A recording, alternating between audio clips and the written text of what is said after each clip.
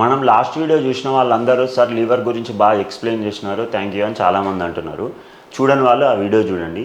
ఇప్పుడు లీవర్ ప్రాబ్లం ఉంది అని మనకి సంకేతాలు ఏంటి గుర్తుపెట్టుకోండి. లీవర్ ప్రాబ్లం ఉంది సంకేతాలు ఏంటి అంటే, స్టార్టింగ్లో లీవర్ ప్రాబ్లంలో ఉన్న ఏ సంకేతాలు చూపించదు, కానీ లీవర్ ప్రాబ్లం ఉన్న వాళ్ళకి ఎలాంటి లక్షణాలు ఉంటాయి గుర్తుపెట్టుకోండి.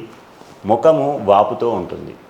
దాని తర్వాత ప్రప్రథమమైనటువంటి ఏంటి అని అంటే కాళ్ళలో వాపులు వస్తాయి. కాళ్ళలో ఎందుకు వాపులు వస్తాయి?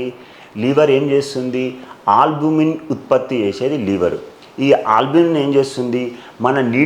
మన రక్తం లోపటికి నీటిని పంపించేది ఆల్బుమిన్. ఎప్పుడైతే లివర్ ప్రాబ్లం అవుతుందో, లివర్ ప్రాబ్లం అంటే లివర్ ఖరాబ్ అయిందో, ఆటోమేటిక్గా ఆల్బుమిన్ అనేది ఉత్పత్తి కాదు. ఆల్బుమిన్ ఉత్పత్తి కాకపోతే ఏమవుతుంది? రక్తం లోపటికి నీళ్ళు అనేవి పోవు. సో నీళ్ళు పోకపోయేసరికి ఏమవుతుంది? ఆ నీరు ఏడ చేరుకోవాలి? కింద పాదాలలో చేరుకుంటుంది. ఫస్ట్ పాదాలలోనే ఎందుకు చేరుకుంటుంది? గ్రావిటీ ఉంటుంది కాబట్టి. ఫస్ట్ మనం నిలబడి ఉంటాం, కూర్చున్నాం కాబట్టి పాదాలలో నీరు ఏరిపోతుంది. ఎప్పుడైతే పాదాలలో నీరు ఏరినయి దాన్ని పెడల్ ఎడిమా అని అంటారు. ఇట్లా వేళ్ళు పెట్టి నొక్కితే గుంతలు కూడా పడతాయి. మోకాలు కింది నుంచి మొత్తం వాపులు వస్తాయి. సో కాళ్ళలో వాపులు ఉన్నాయని అంటే ఫస్ట్ లివర్ ప్రాబ్లం ఉండని డౌట్ రావచ్చు, రెండోది కిడ్నీ ప్రాబ్లం ఉండొచ్చు, మూడోది హార్ట్ ప్రాబ్లం ఉండొచ్చు, లేకపోతే వెరికోస్ వీన్స్ ప్రాబ్లం ఉండొచ్చు. ఇలాంటి రకరకాల సమస్యలు ఉంటాయి. సో ఓన్లీ కాళ్ళనే వాపు ఉంటుందా సార్ అని అంటారు. నెక్స్ట్ ఏముంటుంది అంటే పొట్ట చుట్టూ వాపు రావడం జరుగుతుంది. ఇది కూడా లివర్ ప్రాబ్లంలో ఒక సంకేతము. మూడోది ఏమవుతుంది? ఇవన్నీ పొట్ట నీటి చుట్టూ వాపు ఉండడం వల్ల వాళ్ళకి నడవాలన్నా, కూర్చోవాలన్నా ఆయాసము, దగ్గు, దమ్ము, ఇలాంటివి బ్రెత్లెస్నెస్, డిస్నియా ఇలాంటివి ఏర్పడతాయి. ఇంకొకటి వీళ్ళకి ఏమవుతుంది? రక్తం శుద్ధి కాదు, ఆల్బుమిన్ లేదు, పొట్ట చుట్టూ నీరు చేరిపోవడం వల్ల మోషన్ సరిగా రాదు. నాలుగోది ఏమవుతుందంటే లివర్ ప్రాబ్లం ఉన్నప్పుడు ఎప్పుడైతే బయలు సరిగా ఉత్పత్తి కాదు, బయలు ఉత్పత్తి కాకపోతే ఏమవుతుంది? డైజెషన్ అనేది సరిగా కాదు. డైజెషన్ సరిగా కాకపోతే ఏమవుతుంది? ఆటోమేటిక్గా మనకి స్టూలు అంటే మోషన్ పోయినప్పుడు మోషను ఎల్లో కలర్ కంటే కొంచెం సిమెంట్ కలర్, గ్రే కలర్గా మారడం జరుగుతుంది.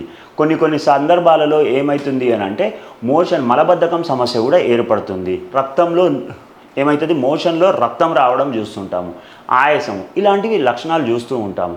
ఇంకొకటి ఈ ముఖమంతా పేలైపోవడము, ఈ గోర్ల మీద గీతలు రావడము, ఇలాంటివన్నీ చర్మ సంబంధిత వ్యాధులు చాలా ఏర్పడతాయి. ఇంకొకటి రక్తహీనత డెవలప్ అయ్యే ఛాన్సెస్ ఉంటుంది. ఇంకొకటి బ్లడ్ ఇన్ఫెక్షన్స్ చాలా ఉంటాయి, ఇమ్యూనిటీ తగ్గిపోతుంది. దాంతోపాటు ఇన్సులిన్ రెసిస్టెన్స్ డెవలప్ అయ్యి షుగర్ వచ్చే ఛాన్సెస్ కూడా ఉంటాయి. ప్యాంక్రియాస్ ప్రాబ్లమ్స్ కూడా డెవలప్ అయ్యే ఛాన్స్ ఉంటాయి. ఇంకొకటి పెద్ద పేగు, చిన్న పేగు సంబంధించినటువంటి వ్యాధులు వచ్చే ఛాన్సెస్ ఉంటాయి. ఇవన్నీ లక్షణాలు లివర్ సమస్యతో బాధపడుతున్న వారికి ఇవన్నీ సెకండ్ ఫేజ్లో కానీ థర్డ్ ఫేజ్లో కానీ డెవలప్ అవుతాయి. స్టార్టింగ్ ఫేజ్లో ఓన్లీ మీకు ఏమవుతుంది అని అంటే మీరు టెస్ట్ చేయించినప్పుడు గ్రేడ్ 1 ఫ్యాటీ లివర్ అని వస్తుంది.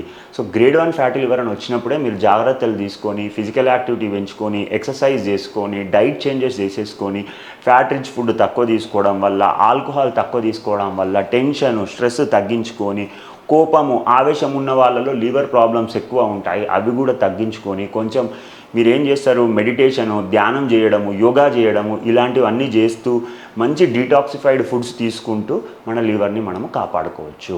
Thank you viewers.